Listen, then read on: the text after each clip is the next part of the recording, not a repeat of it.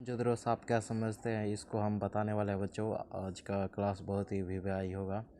ये question VVI है, ठीक। और ये क्वेश्चन देख लो, मोहनजोदड़ो से आप क्या समझते हैं। ये क्वेश्चन बार बार पूछा जाता है, तो आपको क्वेश्चन हुआ मोहनजोदड़ो से आप क्या समझते हैं। आपको आंसर इस तरह लिखना होगा। सिंधु सभ्यता का सबसे बड़ा मशहूर शहर मोहनजोदड़ो है।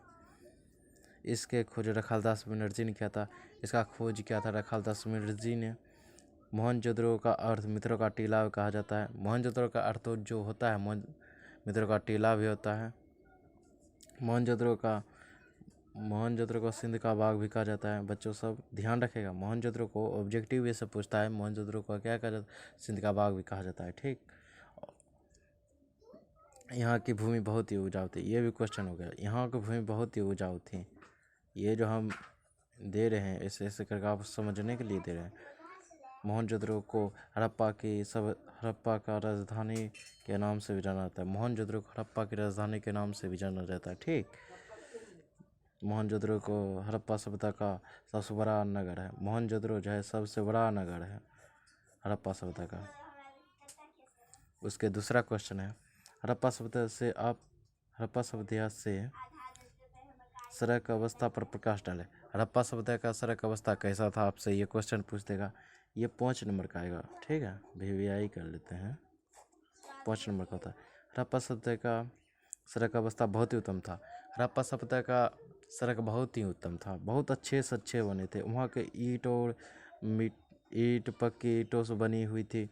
यहाँ की सड़कें पक्की ईंटों से बनी हुई थी।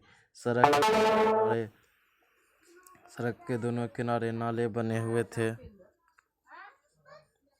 ठीक। नाले बने हुए थे। कभी बारिश होती थी तो नाले के द्वारा पानी शहर से बाहर निकल जाता था।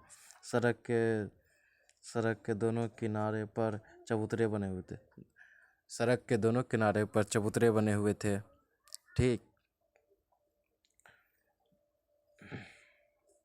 छोटी छोटी सड़कों का निर्माण कराया गया था।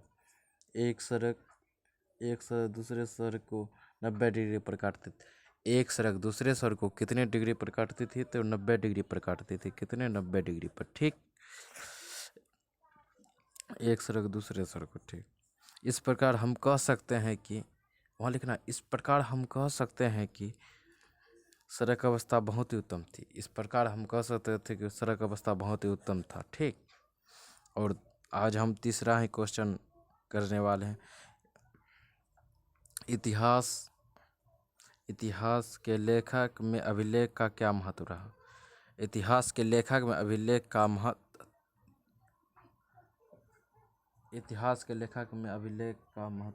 इतिहास के लेखक में अभिलेख का महत्वपूर्ण योगदान रहा। इतिहास के लेखक में अभिलेख का बहुत योगदान रहा।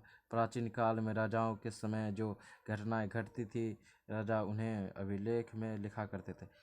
प्राचीन काल में जो घटनाएं घटती थी उसे अभिलेख में लिखा करते थे, ठीक। जब हम अभिलेख का अध्ययन करते हैं तो हम प्राचीन काल इतिहास के बारे में पता चलता है। इस प्रकार हम कह सकते हैं कि अभिलेख इतिहास के लेखक में अभिलेख का बहुत महत्वपूर्ण योगदान रहा। बहुत महत्वपूर्ण योगदान रहा। किनका, अशोक का।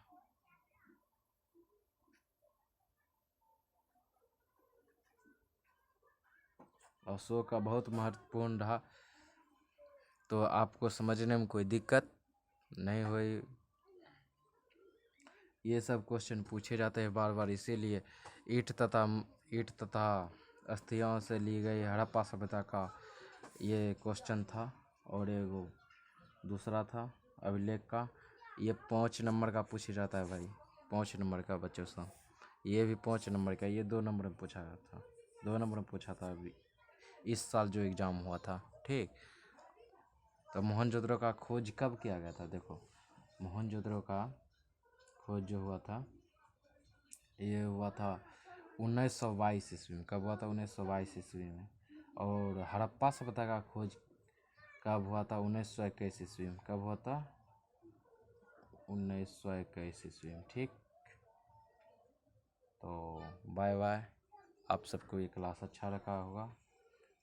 इसी तरह मैं रोज़ के वीडियो लेकर आता रहूँगा। आप मेरे चैनल को सब्सक्राइब करते रहें और इसी तरह वीडियो पाते रहें।